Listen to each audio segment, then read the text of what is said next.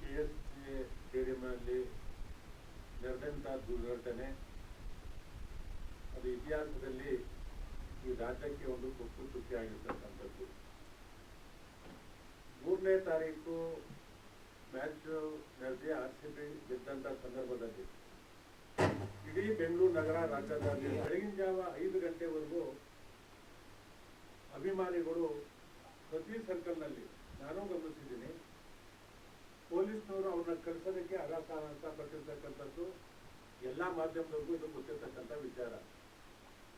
4ನೇ ತಾರೀಕು ಬೆಳಿಗ್ಗೆ ಸರ್ಕಾರ ವಿಧಾನಸೌಧದ ಮುಂದೆ ಅವ್ರನ್ನ ಕರೆದಿ RCB ಟೀಮನ್ನು ಕರೆದಿ ಒಂದು ಸನ್ಮಾನ ಮಾಡಬೇಕು ಅಂತಕ್ಕಂಥದ್ದು ಏನು ಏರ್ಪಾಡು ಮಾಡ್ತದೆ. ಮತ್ತೆ KSCA ಸ್ಟೇಡಿಯಂನಲ್ಲಿ ಅಲ್ಲಿ ಅವ್ರಿಗೆ ಗೌರವನ ಕೊಡಬೇಕು ಅಂತಕ್ಕಂಥದ್ದು 2 ಕಾರ್ಯಕ್ರಮಗಳನ್ನು ಮಾಡ್ತದೆ. ಅವರು ತಂದತಕ್ಕಂಥ ಹೋಟೆಲ್ನಲ್ಲಿ ಸೆಕ್ಯೂರಿಟಿ ಕೊಡಬೇಕು, ರೆಸ್ಟೋರೆಂಟ್ನಲ್ಲಿ ಅಂತಕ್ಕಂಥದ್ದು ಈ 3 ಕಡೆ ಮತ್ತು ಏರ್ಪೋರ್ಟ್ನಿಂದ ಬರ್ತಕ್ಕಂಥ ಸಂದರ್ಭದಲ್ಲಿ ಅವ್ರಿಗೆ ಸೆಕ್ಯೂರಿಟಿ ಕೊಡ್ತಕ್ಕಂಥದ್ದು. ಪೊಲೀಸ್ ಅಧಿಕಾರಿಗಳು ಈ ಕಾರ್ಯಕ್ರಮ ಮಾಡೋದಕ್ಕೆ ರಾತ್ರಿ ಎಲ್ಲ ನಿದ್ದೆ ಇಲ್ಲ. ಈ ಕಾರ್ಯಕ್ರಮ ಬೇಡ ಅಂತಕ್ಕಂಥದ್ದನ್ನ ಲೆಟರ್ ಮುಖೇನ DPR ಕಾರ್ಯದರ್ಶಿಗಳಿಗೆ, ಮುಖ್ಯ ಕಾರ್ಯದರ್ಶಿಗಳಿಗೆ ಕೊಡ್ತಾರೆ. ಆದರೂ ಸನ್ಮಾನ್ಯ ಮುಖ್ಯಮಂತ್ರಿಗಳು 4 ಗಂಟೆಗೆ ವಿಧಾನಸೌಧದಲ್ಲಿ ಕಾರ್ಯಕ್ರಮವನ್ನು ಮಾಡಬೇಕು, ಅದು ಅವ್ರಿಗೆ ಗೌರವ ಕೊಡ್ತಕ್ಕಂಥ ಕಾರ್ಯಕ್ರಮ ಆಗಿರಲಿಲ್ಲ.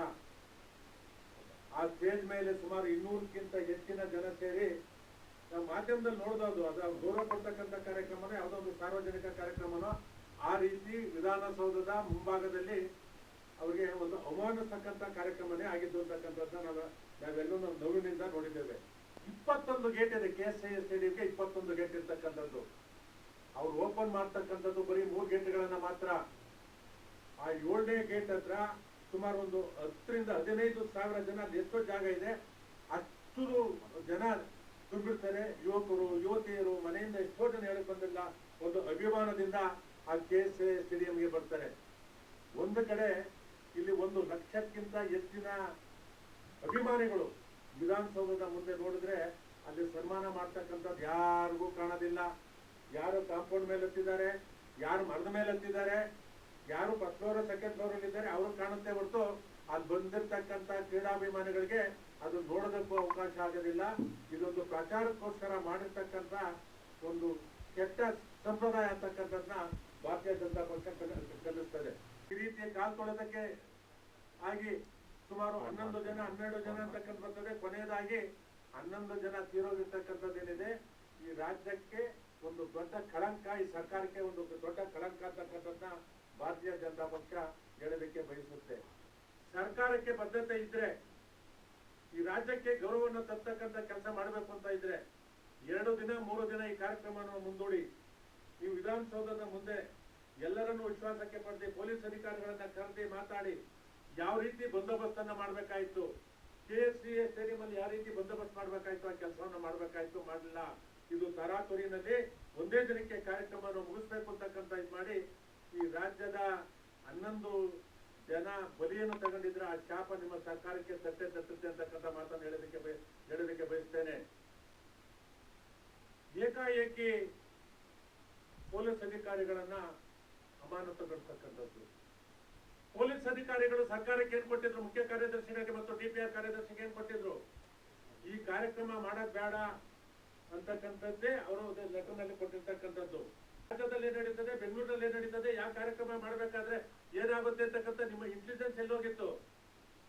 ನಿಮ್ಮ DPR ಕಾರ್ಯದರ್ಶಿ ನಿಮ್ಗೆ ಮಾಹಿತಿ ಕೊಡ್ಬೇಕಾಯ್ತಲ್ಲ, ಪೊಲೀಸ್ನವರು ಕೊಟ್ಟಿರ್ತಕ್ಕಂಥ ಮಾಹಿತಿನ ತಮ್ಗೆ ತಲುಪಿಸಬೇಕಾಗಿತ್ತಲ್ಲ, ಯಾಕೆ ತಲುಪಿಸಿಲ್ಲ?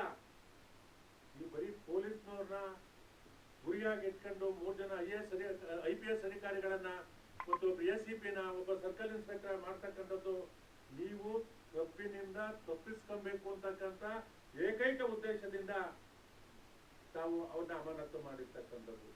ಭಾರತೀಯ ಜನತಾ ಪಕ್ಷ ಒತ್ತಾಯವನ್ನ ಮಾಡುತ್ತೆ, ನೀವು ರಾಜೀನಾಮೆ ಕೊಡಬೇಕು, ಸರ್ಕಾರ ರಾಜೀನಾಮೆ ಕೊಡಬೇಕು ಅಂತಕ್ಕಂಥ ಒತ್ತಾಯವನ್ನ ಮಾಡುತ್ತೆ ಅಂತಕ್ಕಂಥದ್ದನ್ನ ಭಾರತೀಯ ಜನತಾ ಪಕ್ಷ ಹೇಳೋದಕ್ಕೆ ಬಯಸ್ತದೆ.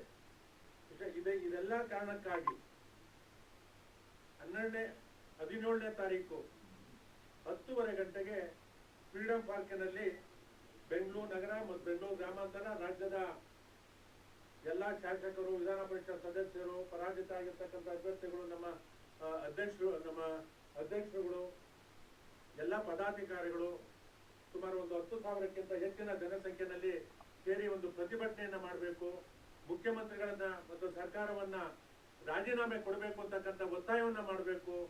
ಬಹುಶಃ ಆ 11 ಕುಟುಂಬಗಳಲ್ಲಿ ಮತ್ತು 56 ಜನಕ್ಕೆ ಆಗಿರ್ತಕ್ಕಂಥ ಪೆಟ್ಟೇನಿದೆ, ಬಹುಶಃ ಇದೊಂದು ಈ ಕೆಟ್ಟ ಸರ್ಕಾರಕ್ಕೆ ಒಂದು ಕಪ್ಪು ಚುಕ್ಕೆ ಅಂತಕ್ಕಂಥದ್ದನ್ನ ನಾನು ಮತ್ತೊಮ್ಮೆ ಹೇಳೋದಕ್ಕೆ ಬಯಸ್ತೇನೆ.